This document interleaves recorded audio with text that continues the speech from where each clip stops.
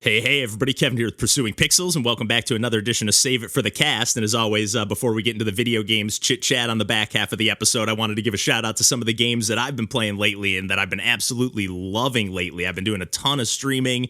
I know I'm always waffling on that, but 2022, at least so far, basically as long as my body is holding up and I'm, in a decent mood, I'm not doing it on any kind of schedule or anything. I'm just kind of like, okay, I'm playing this game, I'll take a first look, and if I'm really hooked and, if it isn't going to be too spoilery or anything, or I guess even if it is, I'll put a little warning in there. Like last night, I won't get into it because Randall and I are gonna talk about this one in a couple weeks, I think, but I just actually beat, in quotes, Grapple Dog the other night, and yeah, I can't wait to talk about that one with Randall. But yeah, I did that on a stream, and I ended up beating a few other games recently on a stream, one of those being Nuclear Blaze, and this is a game that initially came out for the Ludum Dare 48 Game Jam, where the theme was deeper and deeper, and I never got around to playing the Game Jam version because it looked incredibly gorgeous. This is actually from one of the developers who used to be at Motion Twin and worked on Dead Cells and stuff.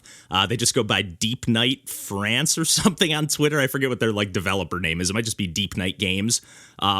But yeah, it's just this gorgeous, pixelated firefighting game. But the Game Jam version had no sound or anything, not even sound effects. So I was like, I don't want to make a video for this because I'm just going to be self-conscious. I guess on a podcast, we don't have any audio backdrop. But when I'm doing the YouTube videos, I just like to have some sound or whatever. Just I'm in my head the whole time, kind of like I am right now when I'm doing these solo intros to these episodes, I guess. But anyways, they obviously thought they had something good on their hands with the Game Jam version, and they decided to make a full-fledged release. And I think they even possibly have some more updates coming out for it that are going to add some new challenge levels or whatever. But basically, it's like a puzzle precision platform, and not so much a precision platformer, although it is you definitely have to dodge obstacles. There's some tight timing and stuff like that. But it's more like some of the times when you die, it's almost more like Limbo or Braid or something, or not Braid, but yeah, more like Limbo, where they're I guess you could dodge it a little bit better. You can kind of see some things coming where Limbo, they totally just okay, you're going to get killed by this spider that you have no clue is here.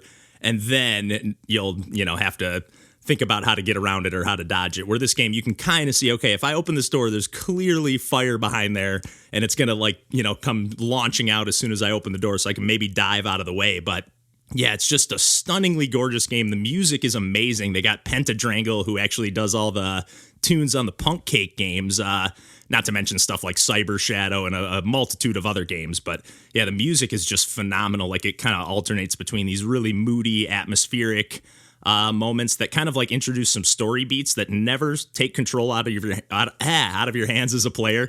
You can just run around and keep progressing through the game, and there's just kind of your walkie-talkie, basically, just kind of your chief or whatever commanding officer, and you're kind of just delving deeper and deeper into this fire station. It kind of seems abandoned. It's kind of mysterious, and it's oh, is there something going on here? And there's some hidden kittens you got to save in true firefighter fashion. It's just an adorable game, but really tough, really challenging, and it's just gorgeous, all top to bottom. It's just a really stunning game, and then it had a really awesome climactic ending that I didn't really see coming, where it just got really actiony all of a sudden. Where again, it is an action arcade game, but it's almost each little segment is broken up into they aren't levels per se, you're not on a world map or anything like that, but you do kind of feel okay, I did this segment, there's one kitten that I can rescue, and then you take the kitten to the exit that it can kind of escape the facility or whatever, and then you fall deeper into the facility yourself, and that's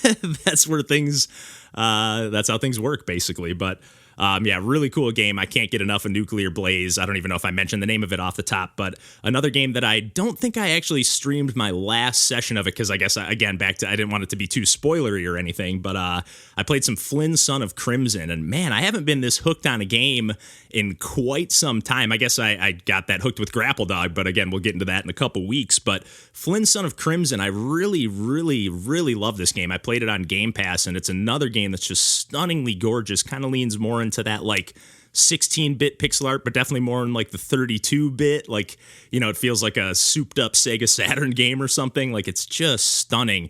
And it's kind of I kept comparing it in the Discord chat to like a Monster Boy or Wonder Boy game, because it really feels like that same kind of like pace, and you're collecting coins, getting upgrades, getting new abilities and this and that. But the thing that I really liked about it, and I think the game was initially intended to be a Metroidvania, but they ended up going the approach of like there's kind of an overworld map, and there are different exits, kind of Mario World style, like there's multiple exits on certain levels that lead to different world maps that then lead to, different either secret areas or secret challenges. So I definitely didn't 100% this game, just like I didn't 100% Grapple Dog by any stretch of the imagination. But I really just found myself like every time I sat down to play some games from the first time I fired up Flynn, Son of Crimson, I just found myself saying, yeah, I'm going to play some more of that. Like, again, it's just got really gorgeous, pleasant music. Like, it even reminds me a little bit of Wind Waker at times. Like, it's got this, like, jaunty, covalent island kind. I don't know if I'm saying that right, but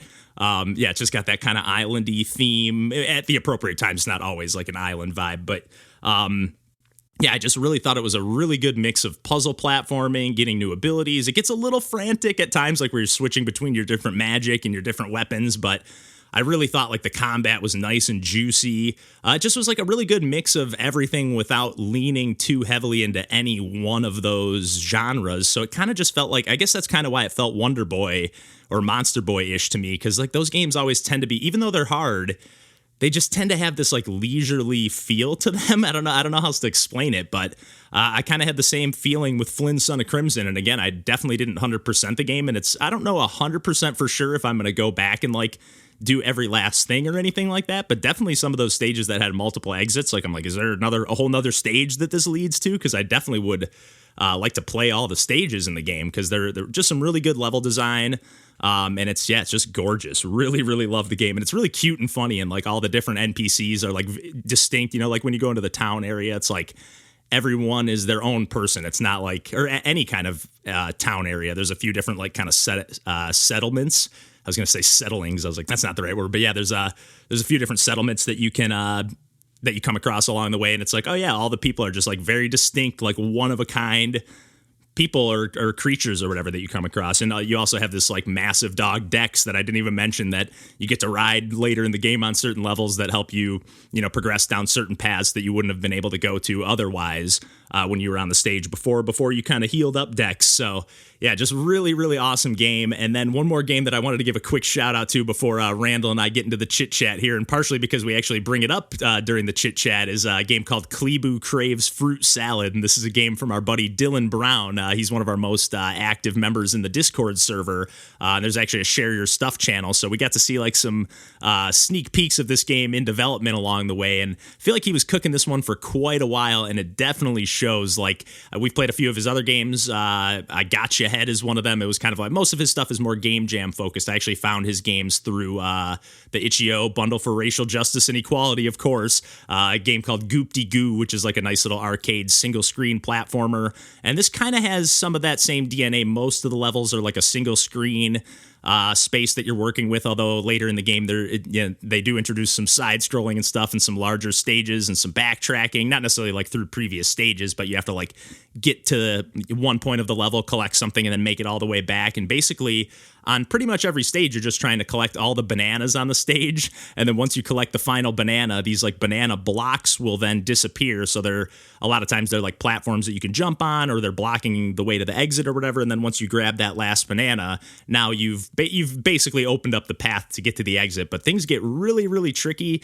And this game is quite a bit bigger than I expected. Like I fired it up at the end of a stream, and I think I talked about this in the chit chat with Randall, but I was like, I'll beat this in like 10 minutes or so. And I think I spent like 30 or 40 minutes playing through this game.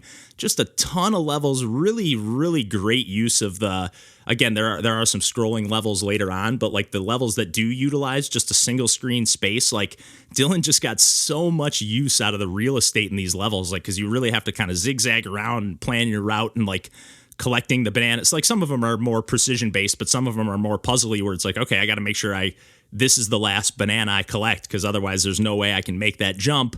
Because I need to use that platform to, get the earlier bananas or whatever. I don't know if I'm explaining that greatly, but it's just got an awesome aesthetic. It's got this really like low res, but at the same time, it's like widescreen. So it's like, I don't know. It's just really cool. It's really colorful. And then there's like kind of these dark haunting levels that are mysterious and spooky that they throw in once in a while. And especially towards the back half of the game, that really kind of mix up the gameplay. Like it stays fresh the whole time. It's definitely a pretty challenging game. Like I was dying quite a bit at the end, but not in any kind of frustrating way. You know, you kind of see what you need to do and you just need to execute it. And like, I don't know, there was even some cool kiting mechanics where like an enemy's like chasing you around and you got to like lure them over one way and jump over them at just the right time and then make a run for it. Like it's just such a fun game, and it kind of has even a little bit of like almost like a Super Try vibe to the games. And we actually have Kevin Cole of Super Try joining us on the podcast next week for the next couple weeks actually, so look forward to that. But yeah, it has that kind of like the music, especially in like the cheerful like bright levels, like it has this like just this like really chill mellow like strumming guitar. Like you almost forget you're even playing a video game, and that's a lot of times how I feel when I'm playing Super Try stuff. So man, it's just really, really good time, and it's a totally free game. It's nuts. I just can't believe what people like put together. Like this is just a labor of love that Dylan wanted to make, and it really shows. It's an awesome game. Again, we'll have links to it in the episode description here. But without further ado, I did want to give one quick mention as well. I know the last couple weeks on the podcast, there's been a few small audio hiccups, I believe with my microphone specifically. At least I hope it's my microphone, because that's the thing that I replaced in my setup here. I got a new cable and everything, so I don't know if it's maybe like the software or something, but if you've noticed like a few small audio glitches, I'm hoping I have that fixed here with this episode, but there are a few like small little hiccups. They're just like little like blips or whatever. But if you notice those and they've been annoying, that hopefully should be fixed soon. But yeah, otherwise, without further ado, Randall and I will get into some chit chat and some video games talk. And yeah, next week we'll have Kevin Cole on the podcast joining us for a couple sessions, and then we'll be back to programming as usual. But until then, we'll catch you next week.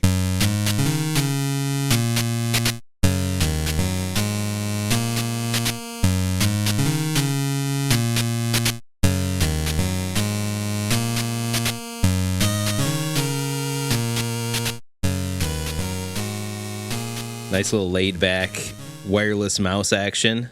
Dude, it's so nice, man. Especially once I realized Townscaper, I didn't realize you could control the camera a little bit with WASD as well. So I was like, oh, this is kind of annoying how you have to like drag the camera all over the place. And then I moved the keyboard like just to move it out of the way, and then the camera moved a little, and I was like, oh, that's how this works. Because I was like, man, this game is so polished. I should have just saved this for the cast, but I was like, this is like everything about this is so polished except this one thing. And then I was like, oh, well, that's why, because it actually works the way that it should. Yes. I felt like an idiot, but thankfully you I need wasn't to be streaming resting that. your left hand on your keyboard. Yeah, which is not the easiest thing to do when you're kicked back in your grandpa's recliner. That's right. You know, I got usually don't even have the keyboard handy, but need one of those little Bluetooth wireless keyboards that people get for their iPads and stuff. I one should of those get guys. I have a Bluetooth keyboard, but I need to get like a good I need to get a smaller one, because I specifically got one that had a numpad on it. Yeah, because a lot of times I have to do like, just entering in numbers. Oh, and you don't have to. I'm a big numpad supporter. You gotta have it. Yes, but it would be nice to maybe have one for just like lounging on the couch.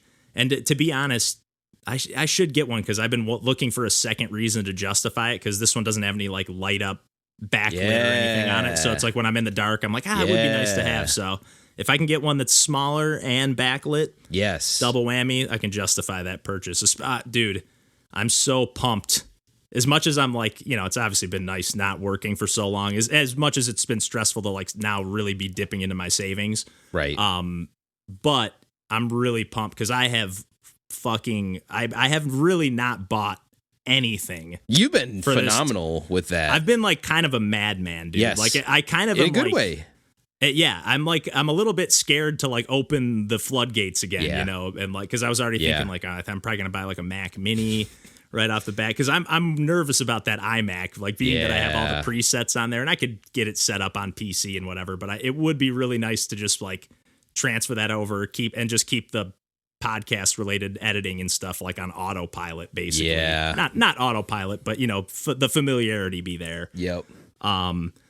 So there's part of me that's like, yeah, but yeah, I'm just really pumped to start by because I've only bought like a handful of games. I've bought the bundles, Yep. The itch.io bundles. I've bought a handful of like cheap, like $2 games here and there on Switch. Yep.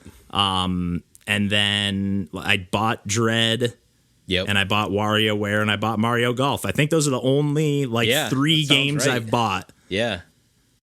And I'm talking like, yeah, even any of the games that like I would normally a game, if a game that I've been waiting for that comes out at $15, I'm probably going to buy it, right. Especially if they do like the $12.50 or $12.75 like launch discount or whatever.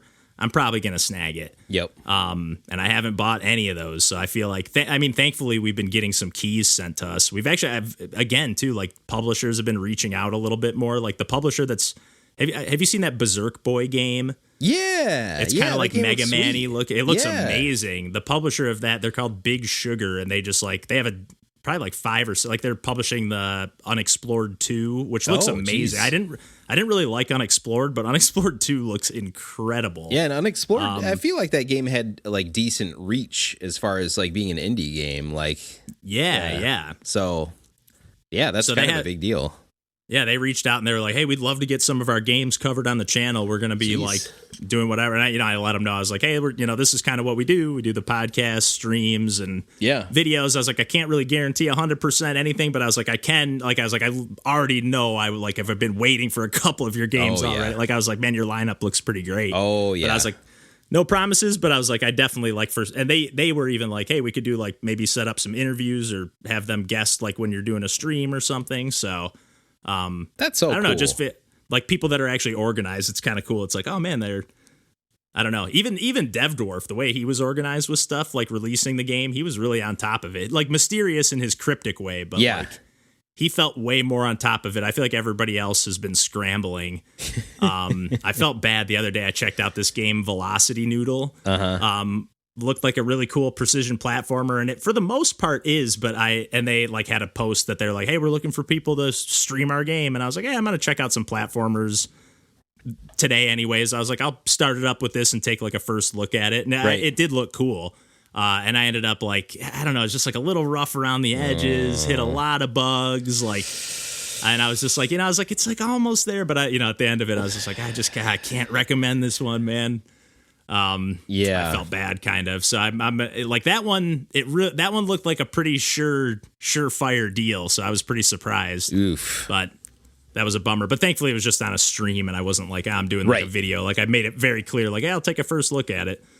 But yeah, I still want it to be like all recommendation stuff. So it felt like this one's kind of like it's almost there. But I still would be curious to see anything else this dev works on as a solo dev. Like, it's very impressive, but it's just like, like the hitboxes are just a little wonky. Like everything that it takes to make a game like polished and good. Yeah, it was just like, it's just missing a lot of that stuff. Yep. Which I'm sure is hard to do as a solo dev, but at the same time, you got to find the time for it. I'm sure like you're working a full-time job and then, having to do that in the part-time, and yeah, I can't imagine trying to make a game like with a full-time job. I can't imagine it being fun. No. It's got to be just, you got to really just love it, I guess.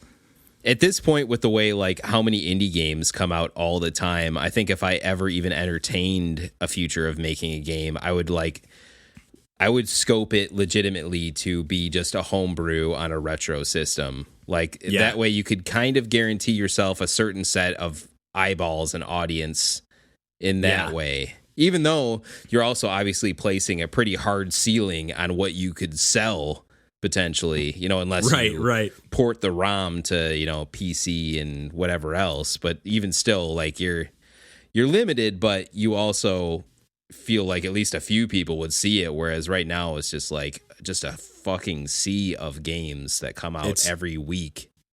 It's nuts. I think somebody just posted the other day that there are like 30 games a day released on Steam, and it's just like, I'm sure, it's just crazy. Yeah, no one can keep up with that. No, which is like, and it's like you don't want to ever say like, hey, don't make games, but I don't know what the solution is. But I think the problem is that it's just that everybody, like every dev is a solo dev. There's like not everybody, or there's not really like a good system for like that in between. It's either like you're as massive as Devolver or, right. Or you're like a little tiny indie. There's not a ton of in between, No. So I don't know. Yeah. It definitely sucks because it's like how many people are. It's just like dreaming to be like a star athlete or something or a rock star. It's like the same kind of thing. Like, oh, I'm gonna make Celeste. It's like, but those games are so few and far between. Yep, and so many things have to go right for you. Besides making an amazing game. So it's not good enough just to make an amazing game. Unfortunately. Yeah. No. Yeah. It's not like. Like Celeste didn't just come out of nowhere, it did. It came out on Pico 8. Like I wasn't aware of it, but I'm sure that community was aware of it. And it built up around that, and then built up. It built up in a way, and then it was promoted in a way. Like it was no small chance that, and they had already put out Towerfall, so it's not like that game just came out of nowhere from nobody's. Right. So yeah, but I guess Towerfall, you could argue, kind of came out of nowhere then. But Towerfall had the advantage of launching on Ouya first and it was essentially the killer app on a very small platform. But I forgot about that. They got to basically be the big fish in a small pond that way. So then that built up their name that way, and then it's like, oh shit, Towerfall's out on Switch and like all these other platforms too. Look at that. That's a good point. Remastered thing or whatever. And I think it was a big hit as well as at like like PAX and stuff. Any of those expos where there's like booths where you can do multiplayer games and stuff like that. Yes. I feel like that was a big. I just remember people on like Idle Thumbs and some of the old podcasts I listened to, like talking about playing those, like Nidhogg at game expos and stuff like that when those games are or even like Johann Sebastian Joust, like those games that are just really kind of almost made for those conventions, to be honest. I mean, they ended up being ported and at Nidhogg by all means. I mean, that game's amazing. It is. It's great. But yeah, there's so many cool little, I don't know, game jammy type games. That's really what they are. They're really just kind of game jam type games. Yeah. Or at least they have that energy and feel to them. Yes. Which is cool. It is cool. And the action. Indeed. Like those action arcadey games. Yeah, it's been my jam lately. Oh, yeah. Always. Do you should we roll into it, or should we do you need a drink or anything, or let me backfill my drink and close this vent, which I always forget to do when I sit down to record the podcast. Like, oh yeah, that vent's open. Let me close. No worries. Dude, I forgot to clap on the first session with Kevin Cole. And how do we both forget that? Like him being a podcast guy too. Like at the end, we like stopped it, and he was like, "Wait, do you need to do anything to sync it?" And I was like, oh, fuck. But thankfully I recorded like a backup of the video, so I should be able to line it up with like the Skype video. And I would have been able to do it, but it's just way more tedious. And I'd just be second guessing it the whole time. Like you'd be like, oh, that sounds right. But now like a little later, you're like, oh, that sounded a little delayed. Did I shift it too much? Or right. So I was like, at least I can line it up with the video and then know I'm in the clear. Say no, Kevin's just a very quick learner, very quick speaker. He just says the answer immediately after you say it. Oh man, too funny. Yeah, it'll be like those podcasts that are way hyper edited. Yeah, like we're just like That drives me nuts. Like, yeah, I listen to some of the I tried listening to some of the more mainstream podcasts like that, and it just sounds so like fake. I can't understand how they don't, especially. At least like in some of the podcasts where it's just like one person kind of narrating a thing, it works a little better because it's like there's no conversation flow you're trying to preserve. But like, man, like I do trim down some of our gaps sometimes because I think there's like clearly a long enough pause where clearly we're all waiting. Like, are you done talking? Okay, now I'm going to chime in. But I don't never trim it very much. I just move it enough to be like, okay, that's like long enough to where you. Basically, the only time I move it is if it would be a long enough pause to where I would think, like, did my phone die? Yeah. Or, like, did something happen? Did I disconnect from my Bluetooth or something? Yep. And that's it. So, yeah.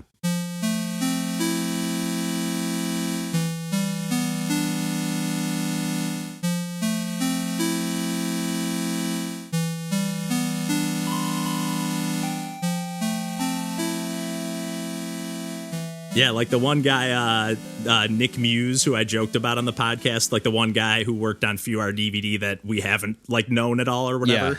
Like he joined the Discord right after, like the episode came out or whatever. He's like, "Oh, I just got done plowing through 4 episodes. Like, I'm loving the podcast." It's pretty cool that we're like, and again, it seems like every person that comes into the fold is nice and cool. We haven't like pulled. It's a really good community. I feel bad that I can never like I have zero like I get the notifications, but I can never like reply to like hardly anything. But yeah, all the like when I pop in and I just like quickly see conversations and stuff, and like it's always so kind. Like it's just the nicest people. Yeah, it really is. That was actually one of the things that like Kevin Cole and I were kind of talking about was just like, you know, it's not about the quantity, you know, it's about the quality of the people. And like, yeah, we're not going to, nothing that either of us are doing is like going to bring in the masses, but we're not really looking to do that anyways. We're looking to connect with people that have similar interests as us, you know? Absolutely. Like, yeah, it was so cool seeing all the hype around PogoGirl coming out. Yeah. The other day, like freaking, everybody in the Discord like bought it. It seemed I don't know for sure, but everybody was like, "Oh, I'm playing it. Oh, great work, Ando." It was pretty cool. That's so sweet, and I did wish list it too. You know, nice. Being a console centric guy, I'd probably hold out for a while to you know, maybe I'd get it on PC if I had a better PC situation. It's in our Steam, so if you have a sneaking interest to check it out, feel free. It looks cool. It's really solid, man. It's like I actually beat it the other day. Nice. I ended up talking about it with Kevin Cole, but I did a stream and I ended up just playing all the way through it. It was like, man, maybe like 2 hours or so. Perfect. And you just play through all 4 seasons, like, spring, winter, summer, fall, play through 4 seasons. And it's just like a great little Sega. Like it almost feels like it's 16-bit, but it's like got that Master System feel to it in a way. And I was almost like Master System or like Turbo Graphics type of style to it almost. Like it looks like that like 16-bit, but before Super Nintendo did 16-bit. Yeah, kind of. And even before Genesis, because wasn't Master System was 8-bit. Yeah. But Turbo Graphics kind of split the difference where like it was technically like Turbo Graphics 16 is the full whatever, but it's like definitely it very fast like processor, so it was fucking awesome for shmups and stuff, of course, but like graphically couldn't do necessarily exactly what, maybe it's definitely the Super Nintendo and even sometimes what the Genesis could do. Yeah, something about, I don't know if it's like the palette limitations or what it is, but there's something about it, that it just has like almost a 12-bit look or something. Which I love that style. Oh, yeah. I love it. It's very unique. You can quickly see that it's, I guess they all kind of are like, Master System. You can see like they all kind of have their own look, but Turbo really has its own look. Yes, it does. It was really fun playing through. The music is amazing in the game, like really, really good soundtrack. It has more of a Super Nintendo vibe, in my opinion, like just some of the sound, the way things sound, but like even has some like light DKC vibes. Like that's don't let me overhype it, but it's got like some of the way the beats kind of come in. It's a really good soundtrack. When I had played the demo, when he had me like do a little play test of it, what's it called? It just had placeholder music in it, so it was really cool to hear. It was like, oh man, this really like all of a sudden just makes it feel like the whole package. Nice. Did Ando make the music too? No. He was like, that's the only thing in the game that he did not do. So very cool. And we even caught a small bug at the very end of the game too. Nice. Like the music just cut out like after I died on the boss, so I just had to like exit out and go back in, and it was working fine. But I think he fixed it before the launch, because I actually did it like I was like texted him, messaged him. I was like, do you have a embargo on this or anything? Because I already had the key for it. Yeah. I was like, do you mind if we do the stream today and do it a couple days early? He's like, oh, sweet, I'd love that. So nice. And yeah, he was hanging out as well. It was cool. He put us in the credits. I don't know if you saw that in the private parts, but he was just like at the very which was really cool. I had no idea. So it was just like as I beat the game, it was like special thanks to like he only had a few people and he had Pursuing Pixels in there, and I was like, oh heck yeah, dude. Wow. I was like, you're melting my heart right now. Damn. Dude. Between that, played Dylan's game the other day on a stream too, that Kleebuu Craves fruit salad, and he put the pelican and frog in the game a few times, like on a couple levels, like the pelican and frog just like fly by in the background. Wow. I was like, dude, this is so becoming cool, part man. Of indie game lore at this point. Indie game lore, I know. It's so cool, man. Wow. It was very, very humbling. That's really cool.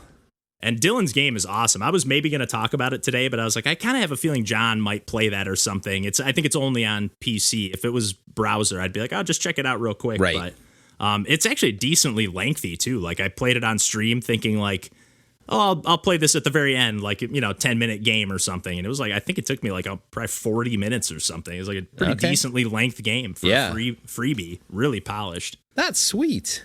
Yeah, really good stuff, man. That's awesome.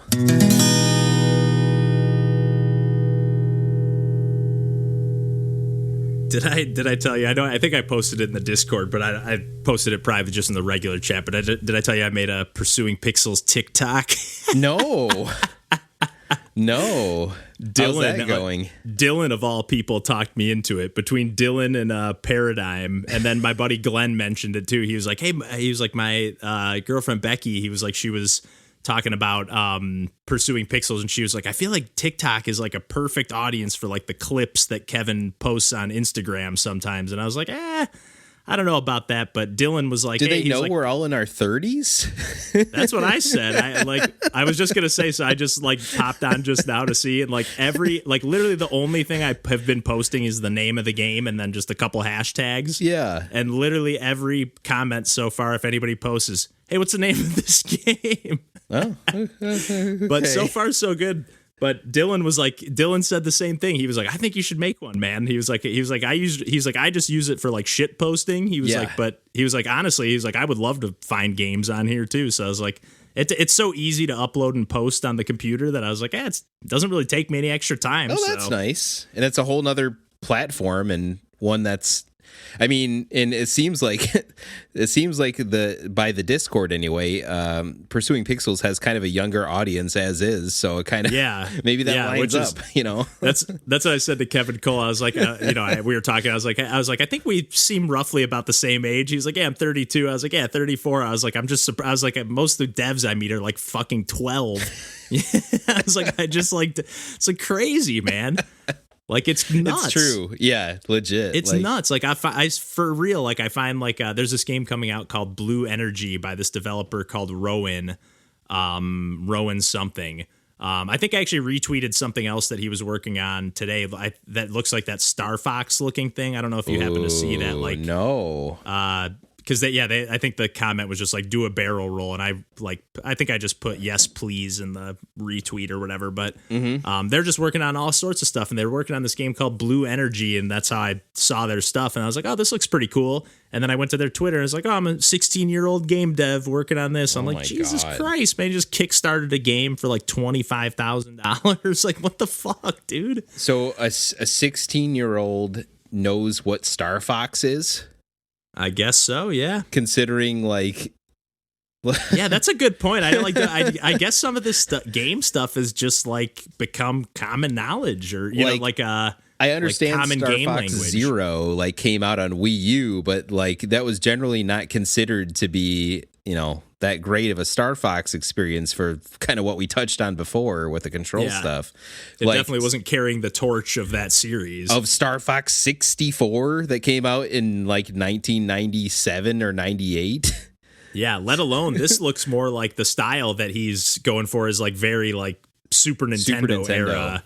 Yeah. Which, I mean, I guess with the SNES Mini and with like Nintendo offering most of these type of games. Yeah, on Switch and on Wii and like, yeah, I guess so. Maybe that's how. And maybe these game devs just like nerd out on like game YouTube videos, maybe they just like go down rabbit holes, find some, even people like Donkey, they talk about old games and stuff. I could see, you just like go down a rabbit hole, I guess. But yeah, it is kind of surprising now that I think about it. Yeah, how many games I'm able to just talk about with these people that like they were not even anywhere near being alive for. Right. It's crazy. Yeah, like a lot of these like established game classics came out before they were born.